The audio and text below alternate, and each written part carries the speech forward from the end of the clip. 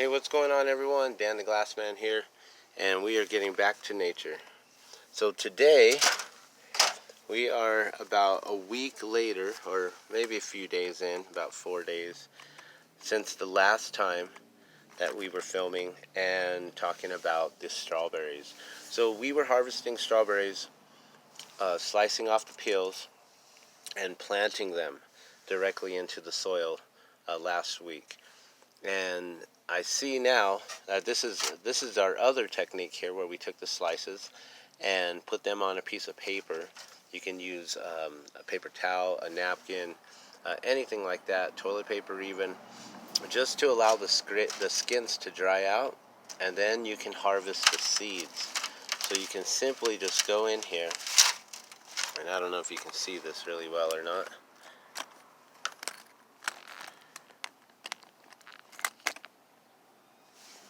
You could just go in right here and you just rub the seeds right off the skin, and then they just remove right there. I don't know what that little piece is. Let me move that. Well, you can see that there's a whole bunch of seeds just right there. So we're going to go through and simply just scrape all these seeds off, and we'll try to collect as many seeds as we possibly can. Being real careful and gentle. I noticed that some of these are starting to try to pop up off of the paper here. Look at that. That's quite a bit of seeds already. And that's just a few peels. Let's just be real gentle, and we'll just try to brush them off so that way they fall directly down to the center there. It looks like we're going to be able to harvest hundreds of seeds.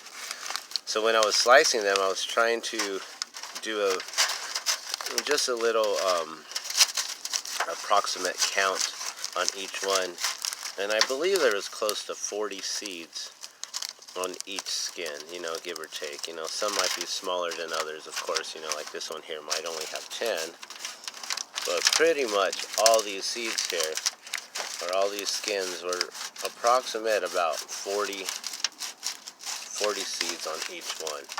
And I don't know if they're all going to grow or not. I don't know if these seeds are even mature enough. I just know that we got them recently, bought some organic strawberries in order to plant them directly into the soil like we do with the tomato slices. And then that way,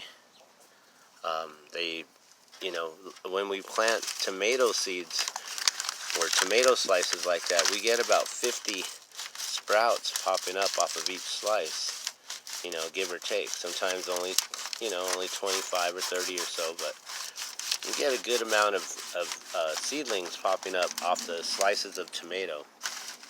And so this is another way that we can basically bury the fruit directly underneath the soil, and then allow for it to produce its own seedlings. Wow, that's really awesome. So there's so many seeds here. They're all kind of popping off here and there.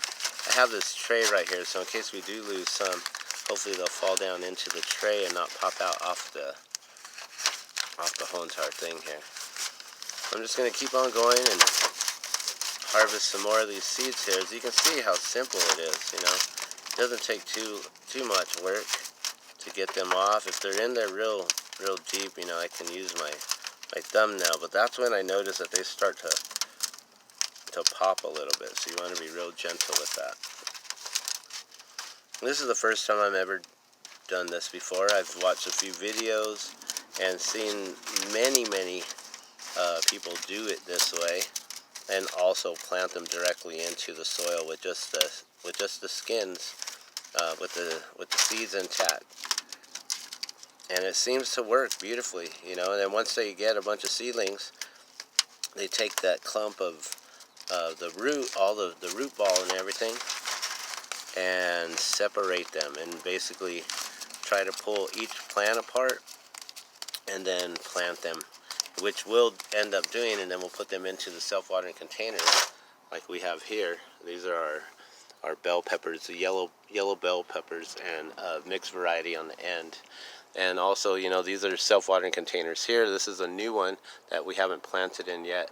This one here has a tomato, bell pepper, or maybe a hot pepper, I don't remember, and basil as well. And so we can put all these seeds, we'll collect them and put them into a baggie, and then we'll plant a few of them, and we'll see if we get any sprouts. And then you know, when we do, we'll just separate the clump and then put them into the self-watering containers individually, so then they'll be able to grow beautifully just like that. And strawberries seem to love to be moist all the time, so I do believe they like the self-watering containers. Not all plants do. Some plants like to dry out. I noticed the kale that we were growing. We have some white Russian kale and some blue curly leaf kale, and they don't seem to really like the self-watering containers. I'm not sure if it's just too much moisture on the root system, if the root's tapping in too deep, or what it is, but not every plant loves the self-watering containers, but I do believe the strawberries will. So we're pretty much done here. There's a lot of seeds right there.